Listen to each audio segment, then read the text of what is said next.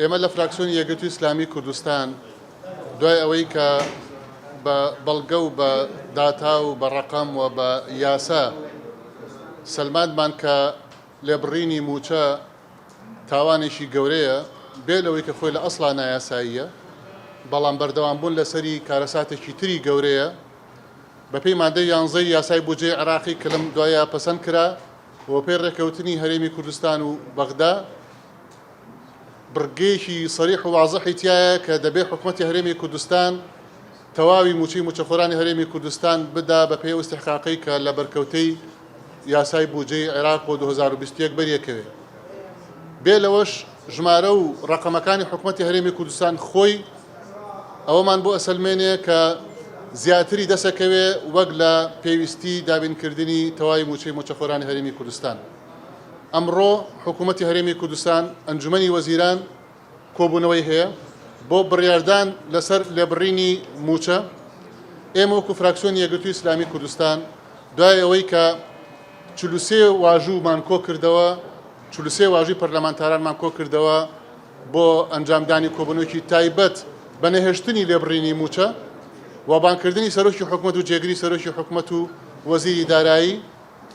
ئەمە وەکو ڕێکارێک کە پەرلەمانیە ئەوەش ڕائەگەیەنین کە حکوومەتی هەرێمی کوردستان نابێت جورئەتی ئەوە بکات کە بەردەوام بێت لە لێبڕینی موچە و ئێمە لەو پێناوەدا هەموو ڕێکارەکان ئەگرینە بەر، بە تایبەت ڕێکارە پەرلەمانیەکان و بە تایبەت دادگا، چ دادگای هەرێمی کوردستان چ دادگا و مەحکەمەی فیدراڵی لە بەغدا و ئەنجومەنی نوێنەرانی عێراقیش لێوە کارەکەین بۆ ئەوەی کە ئەو یاسایی کە ئەنجومەنی نوێنەرانی عێراق دەری کردووە و ڕێکەوتنی لەگەڵ هەرێمی کوردستانە کردووە، ئەوە بەداخەوە حکوومەتی هەرێمی کوردستان پێشێلی ئەکا و لێبڕین لە موچەی موچەخۆرانی هەرێمی کوردستان ئەکات.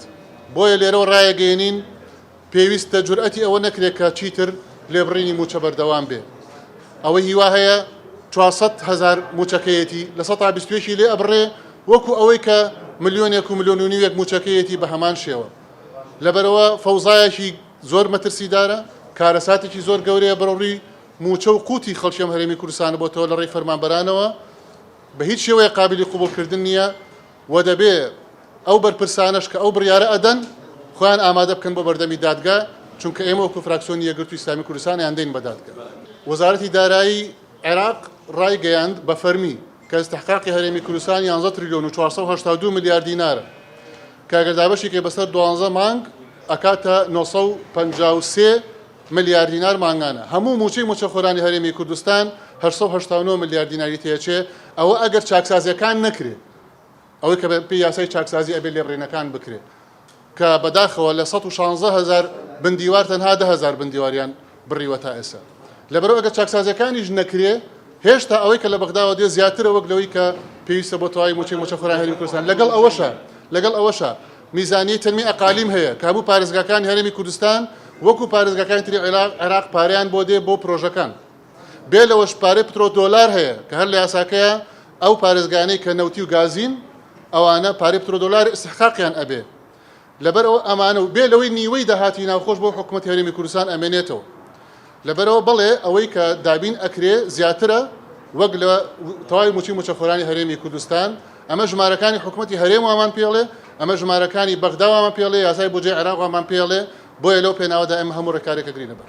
ئێمە 43 واژوومان کۆ کردەوەی پەرلەمانتاران و سەرۆکایەتی پەرلەمان پیان وتین کە لۆبی بکەین، واژوو کۆ بکەینەوە. ئەوە لۆبیمان کرد و واژووشمان کۆ کردەوە. ئێستا ماوەتەوە سەرۆکێکی تر سەرۆکایەتی پەرلەمان، سەرۆکایەتی ئەنجومەنی وەزیران بانگهێشتی پەرلەمان بکە لەگەڵ وەزیری داراییە بەوەی کە لێرە لەم پەرلەمانەیە ڕێگری بکەین لە لێبڕینی موچە و بەداخەوە حکوومەت تا ئێستا جورئەتی ئەوەی نییە بێت داتاکان و ڕقەمەکان لە پەرلەمانی کوردستان عرض بکە و بیسەلمێنێ کە بۆچی ئەیبڕێ و ئێمەش بەڕۆڕیان ببینەوە و بیسەلمێنین بۆچی نابێ بیبڕێ. لەبەرەوە ئابە و ژێربەژێریە قابلی قبولکردن نییە و ئەوە زوڵمەشی گەورەیە لە فەرمانبەرانی هەرێمی کوردستانە. بەڵێ لە گشت فراکسیۆنەکانی تێدایە تەنها یەک فراکسیۆن، فراکسیۆنی پارتی دموکراتی کوردستانی تیانەیە، بەڵام ئەوەی تر تاکە و بە چەند پەرلەمانتارێک لە فراکسیۆنەکانی تر مەوجودن.